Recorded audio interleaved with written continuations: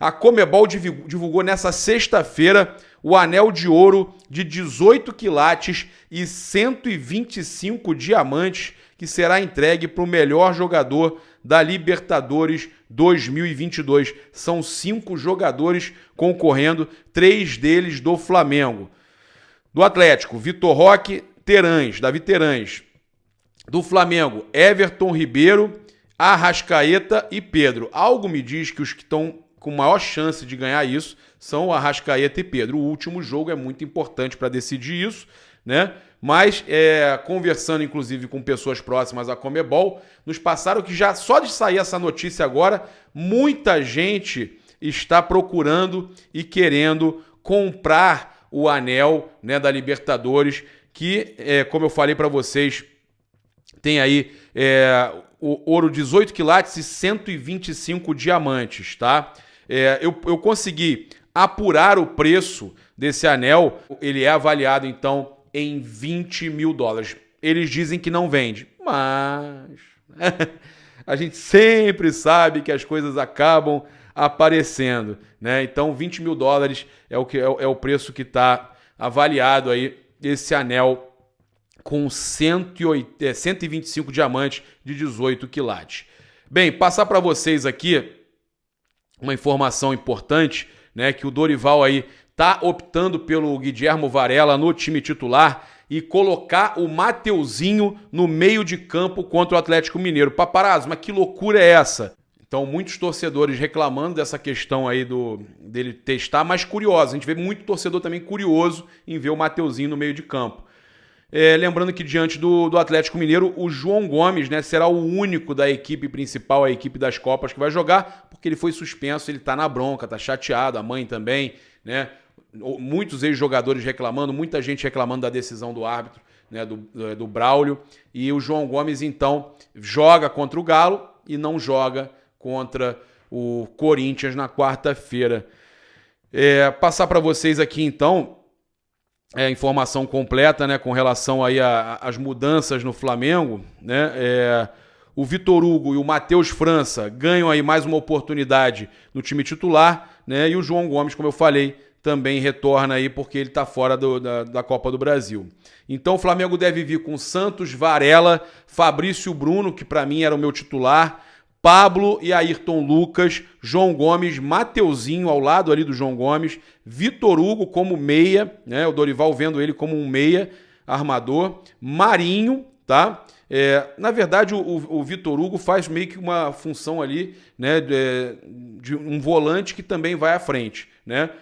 Marinho, Cebolinha e Matheus França, tá? Então o Flamengo ali tendo uma formação completamente diferente, né? E o Diego Ribas, vale lembrar que ele está suspenso também para esse jogo, né? Por isso que ele não está sendo utilizado ali no meio de campo. E o Eric Pulgar está se recuperando de uma entorse no tornozelo esquerdo e não estará à disposição. Então, o Flamengo, né, desfigurado, mas é um Flamengo ainda assim muito forte. A gente teve aqui uma informação com relação também à final da Libertadores, do Diogo Dantas, do Jornal Extra e o Globo, que os ingressos do Flamengo para a final, a gente tinha trazido isso aqui, ele confirma a nossa informação. Para a final da Libertadores estão encalhados, ou seja, por isso que os cambistas nem se preocuparam em comprar esses ingressos. Esses ingressos estão lá à disposição e não são vendidos, tanto do Flamengo quanto do Atlético Paranaense. Cerca de metade dos quase 12 mil ingressos destinados à torcida do Flamengo contra o Atlético ainda estão aguardando interessados na compra praticamente 2 semanas para o duelo decisivo da América. Só 6 mil e poucos ingressos, segundo ele, né, teriam sido comercializados. As vendas para os planos de sócio foram até o dia 30 de setembro, quando foram abertas também para o público geral. Passados 15 dias, as entradas não se esgotaram.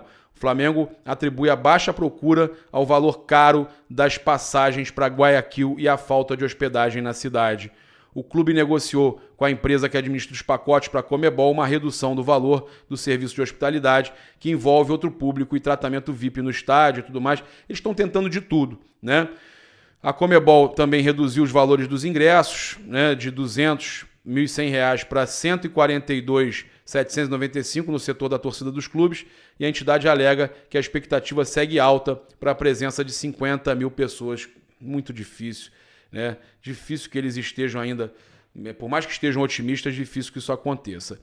Bem, notícia aí que o Flamengo quer contratar meio-campista argentino e o salário é considerado acessível, né? O Carrasco do São Paulo aí na Copa Sul-Americana, o Lorenzo Faravelli pode pintar aí no futebol brasileiro, né? E segundo o Jorge Nicola, 5 clubes brasileiros monitoram a situação do argentino. Palmeiras, Santos, Internacional, Flamengo e Atlético Paranaense, né?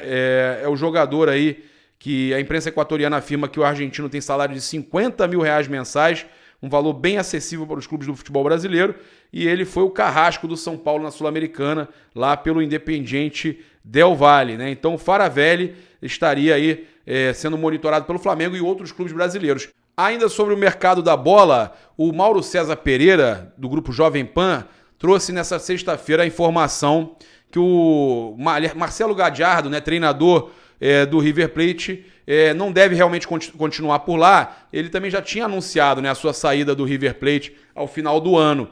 E o Mauro falou o seguinte, né, da questão do Flamengo ter uma obrigação de, pelo menos, né, monitorar o treinador. Ele fala, o Flamengo tem a obrigação de ficar atento a isso.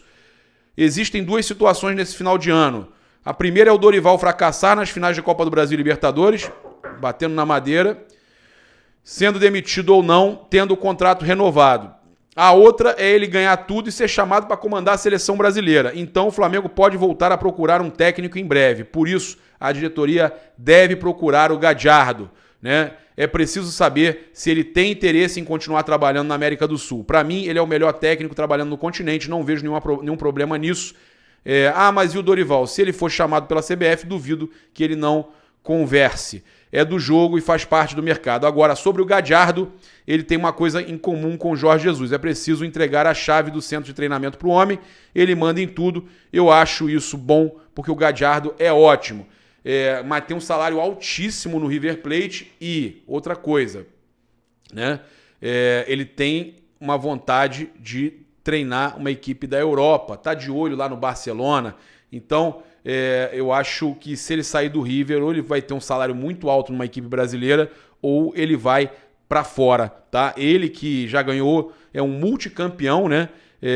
Olha, ele tem 2 Libertadores da América, 2015 e 2018, perdeu a final para o Flamengo, chegou em 3 finais, Sul-Americana 2014, Argentino 2021, 3 Copas da Argentina, 15, 16, 16, 17, 18, 19, tá? E esse ano, né, ele perdeu muitos jogadores, como o centroavante Julián Álvarez, né, e negociado com o Manchester City, e como consequência aí o time caiu muito de rendimento e tal, e não briga nem pelas taças. Então o Marcelo Gadiardo saindo no final do ano, e o Mauro César Pereira pedindo que o Flamengo abra o olho, né, esteja de olho aí para essa movimentação aí do mercado, né, com essa saída do Gadiardo. Eu falo para vocês, cara, é um técnico que eu gosto muito. Ele, Jorge Jesus, né, como é que é? Eu sempre falo o nome do jornalista Lauro Jardim ao invés do Leonardo Jardim. Eu troco o colunista Lauro Jardim pelo Leonardo Jardim. É Leonardo Jardim.